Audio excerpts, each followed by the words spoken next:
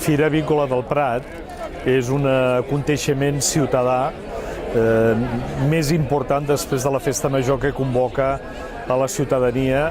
a l'entorn d'un tipus de producte que és la identitat del Prat i la seva relació en el camp, a l'agricultura, en la pagesia, en dos productes que són magnífics. Un és la carxofa del Prat, que està a punt de tenir denominació d'origen, i l'altre, que és el rei de la fira, que és el pollastre. El pollastre pota blava.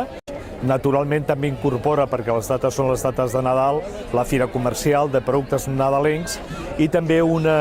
aconteixement ciutadà important que és la mostra comercial i d'entitats de tota mena del Prat. Són 10 criadors, i ja dic, uns estan en masies i uns altres a dintre del poble, no?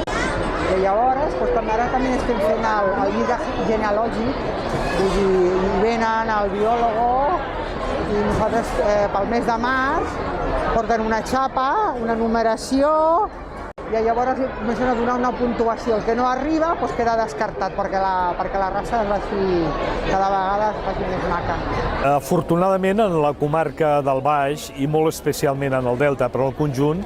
a través de l'estratègia de turisme del Consell Comarcal, que està integrada també en la xarxa provincial, els productes autòctons de proximitat, fonamentalment d'agricultura, tots són productes de la horta, més el pota blava, que és Prat, formen part d'una oferta gastronòmica